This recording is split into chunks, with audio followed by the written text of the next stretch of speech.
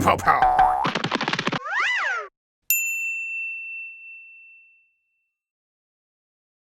Did God create the devil? Everyone's heard of the devil. Often referred to as the Lord of Hell, Master of Demons.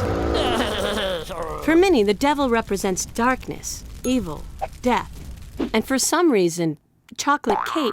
Oh, devil's food. I'll take 7. But what exactly is the devil? Well, let's take a closer look.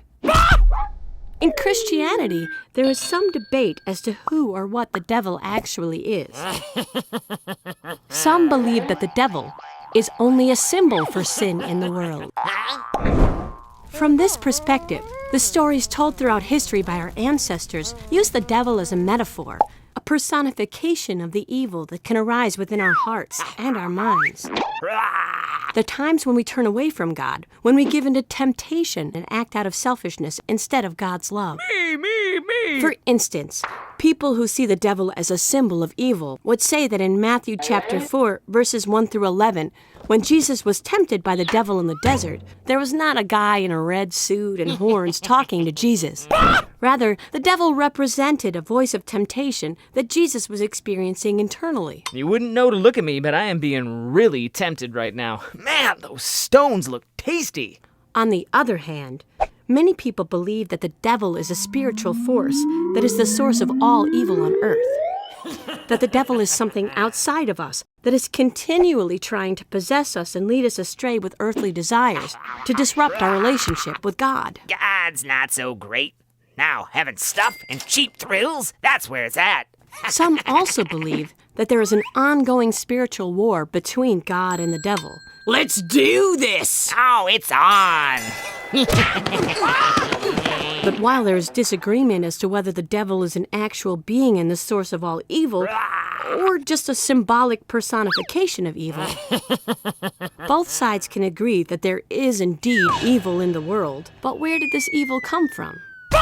According to the Bible, God created all things. So does that mean that God created evil too? Let's see. Humans, bunnies, birdies, flowers, rainbows, love, and let's throw in some evil. God created evil? That can't be right, can it? Well, the short answer is that the answer isn't short. God created the world and human beings who have the potential to do wrong because God gave us free will. If there wasn't free will, there'd be no choices. Okay, so your choices are door number 1 or door number 1? I'll take door number 1, I guess.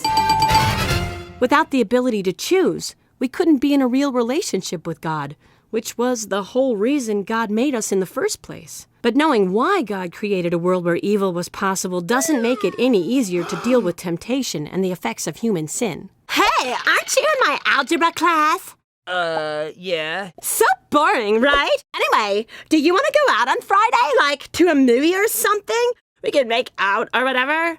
Yeah. Great! And could you, do my algebra homework for me? It would really mean a lot to me. Well... Oh, thank you! You are super sweet! See you! Oh, boy. Sin can be really tricky, subtle. It can seem like not that big of a deal, like it wouldn't hurt to be a little dishonest, cruel, or selfish. Nice undies. Your mom buy those? Hey, popular girl. Aren't you gonna, make fun of the dork, too? Or are you, totally lame? Oh, yeah. Your face, dork! The truth is, though, that when we give in to sin, when we're dishonest, cruel, and selfish... Hey! Ow! It really hurts. It hurts you.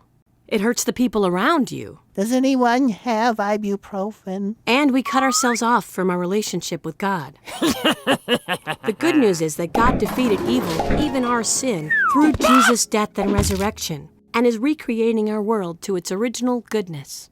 So, what do you think? Did God create evil?